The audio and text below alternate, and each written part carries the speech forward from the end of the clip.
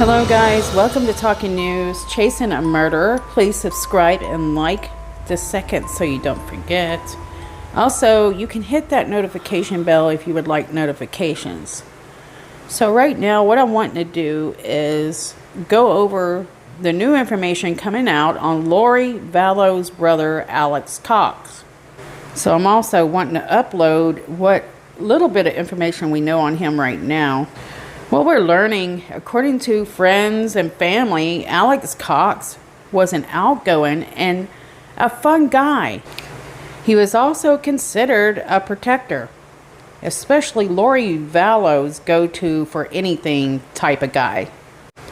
Alex was born in California into a nice-sized family of devout Mormons. We have learned, since this story has been out for a while, that he was raised on the values that he was above the law and was a bit anti-government. He also liked to make his own rules. But one thing's for certain is that he was very loyal to his family, especially his sister Lori Vallow. In fact, he would pretty much kill anyone for her, literally. So after many months of waiting, we're finding out that Alex Cox autopsy results have come in. They have been pending for such a long period. And what we're finding is this autopsy and these results will probably play a significant role in just how far Lori Vallow might go. As you know, with the story as crazy as it is, people were thinking that there's a possibility Lori Vallow had something to do with this, but if that had been the only option, most likely would have been some type of poison. But turns out the autopsy is saying it has nothing to do with poison. It actually is just natural causes. I'll go in deeper detail shortly, guys, like I mentioned. So why is it that Alex Cox autopsy is so important, guys?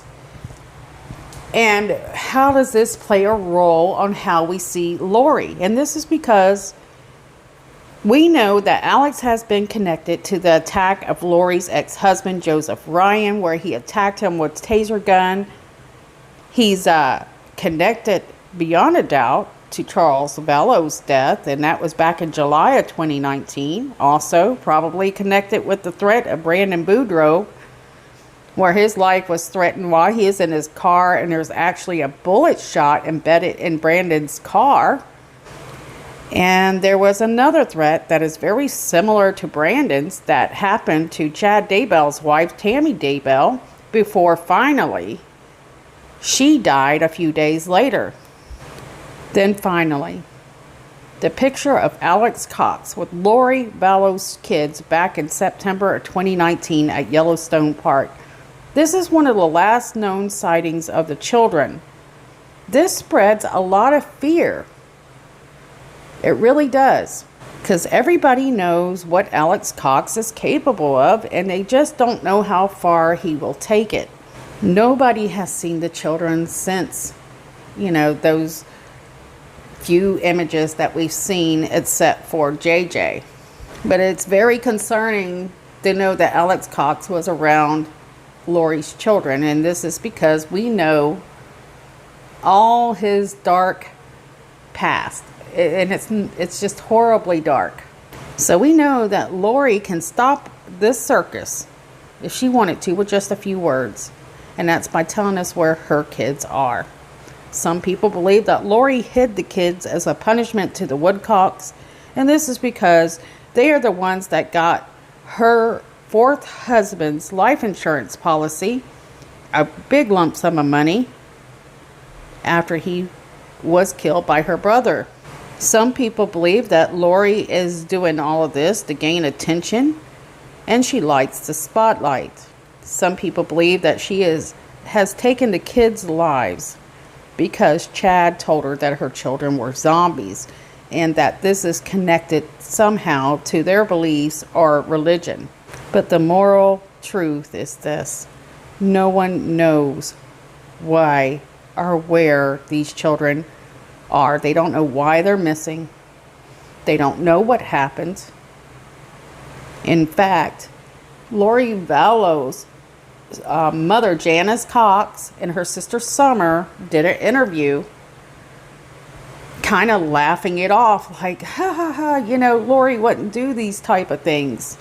They say that Lori has invested too much time as a mother into these children, which is true. I mean, that's a lot of time a person puts into a child for them just to take it away, but it happens all the time.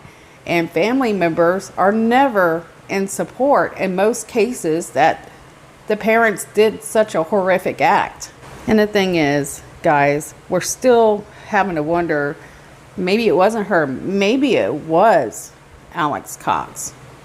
While Charles' life was taken in cold blood by Lori's brother Alex Cox, there was a lot more going on than just Charles and his side of this story.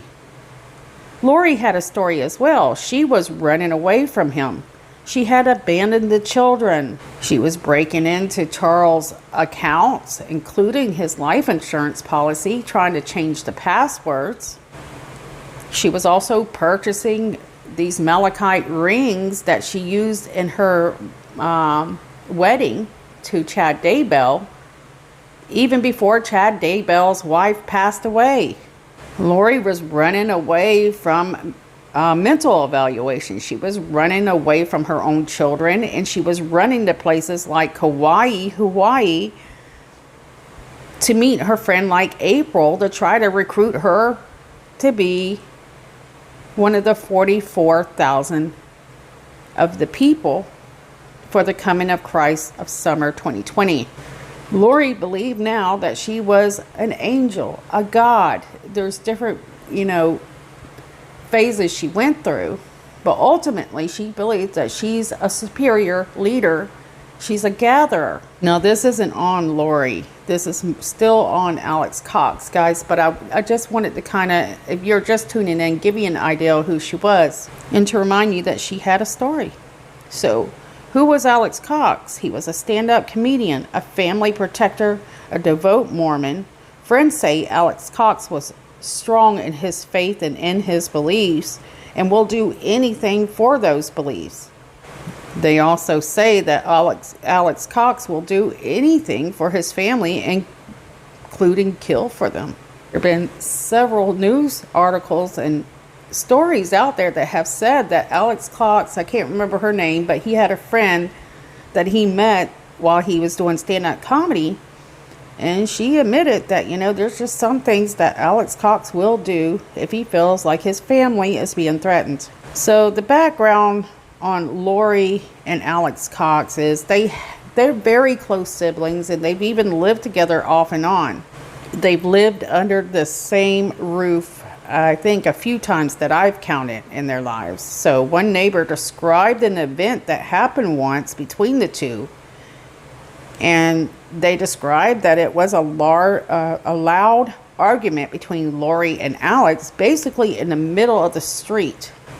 And basically, Lori was kind of putting Alex Cox down. She wasn't happy with whatever he was bringing to the family. The screaming match got so, big that neighbors were coming out to watch it. And this was happening in Phoenix and Santan Valley. Neighbors describe it as it was just so bad that neighbors were close to calling the police on the warring pair. And this comes from Daily Mail. So one of those neighbors, his name is Donnie Self, and I think I've already told you guys what he said, but he said people were just coming out, standing in the street to watch. He said that Lori was screaming at Alex, accusing him of being a disgrace to their family. The neighbor describes that after, this crazy fight occurred, that when Lori left, that she never returned. So he said that he joked with his wife and said, I joked with my wife that I thought he might have killed her after that argument. So little did he know what was going on with those two then, but I'm pretty certain he does now. I want to say to you guys, I'm so sorry. I really wanted to put this together in greater detail, but I just didn't have time. And I'm actually struggling just to get this one finished.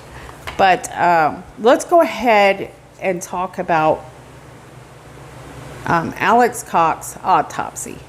So we see here that Alexander Lamar Cox, Lori Vallow's brother, dies of a bilateral pulmonary thrombosis. Basically, that is just a blood clot in the lung.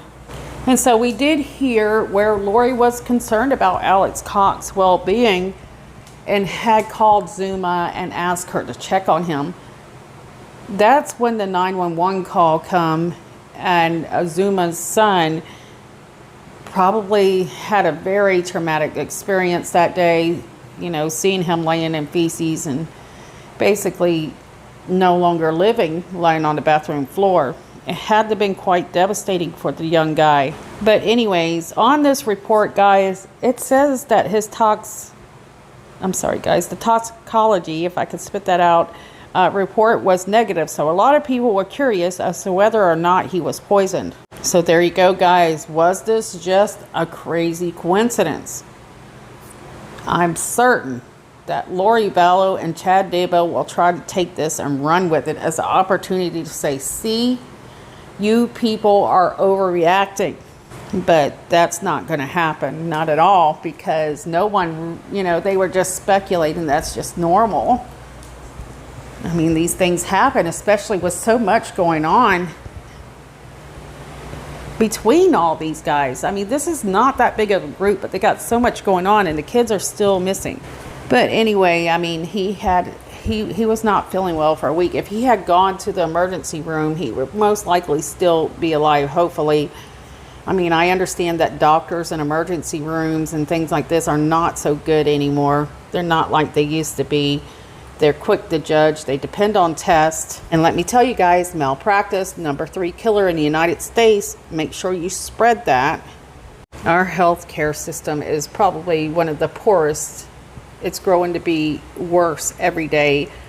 And we were the ones that used to reign very strong above all other countries and nations. While Alex Cox, his autopsy is right there before us. We're reading the words. It's just hard to believe anything when you know the way things have been going in this case. It's just not been that great. That being said, according to the symptoms we know about and stuff like that, it most likely was a blood clot. But that still doesn't affect Joseph Ryan, Tammy Daybell, and Charles Vallow. As far as your opinion and your idea of what happened to them and who was involved, it doesn't change that. But the fact that Alex Cox is no longer here can mean a lot. Now, they're still researching Alex Cox and the death of Joseph Ryan. I mean, that's been added as well. So you have Joseph Ryan. We know he's been cremated, so we don't know how far they're going to be able to go with that. You have Charles Vallow, and then you have Tammy Daybell. Tammy Daybell is the #1 hope in this case. And we still don't know the results of her autopsy as of now. Environmental change, guys. And so we're still awaiting Tammy Daybell's autopsy report to come in. And we know that their fingers are crossed because there's no way in heck. I mean, can miracles happen? Can people see in the future? Chad Daybell thinks that he can. He thinks that he could see that his wife was going to die soon. And Lori Vallow was purchasing wedding rings October 2nd while Tammy was alive and well. Just a little bit over a week.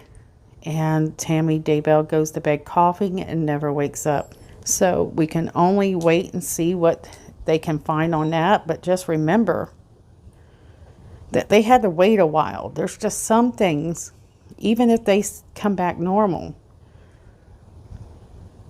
there was things that they could have missed because it just took too long to do the proper testing. And all of this is what it boils down to is they're trying to figure out, you know, what's going on. They've got all these cases open. And the number one priority are the children, and they're still not out there. And what I'm worried about is Tylee, if they were okay. She's out there and doesn't realize that. She needs to come forward. And if she's okay and her and JJ is okay, needs to come forward, at least call somebody and say, look, we are okay. And then leave it at that. People need to know that the kids are at least okay. And if the kids were okay, then why in the world is Lori being such a hardhead about it? There must be a reason. Anyways, guys, I hate to, but I have to cut this short. It's been difficult to get this video finished. Only hoping that they can find those children and that they can find answers. Share the kid's face. Keep your eye open. Hopefully they're still okay. All right, guys. Love you guys. Y'all have a great weekend. Stay safe, and I'll see you soon.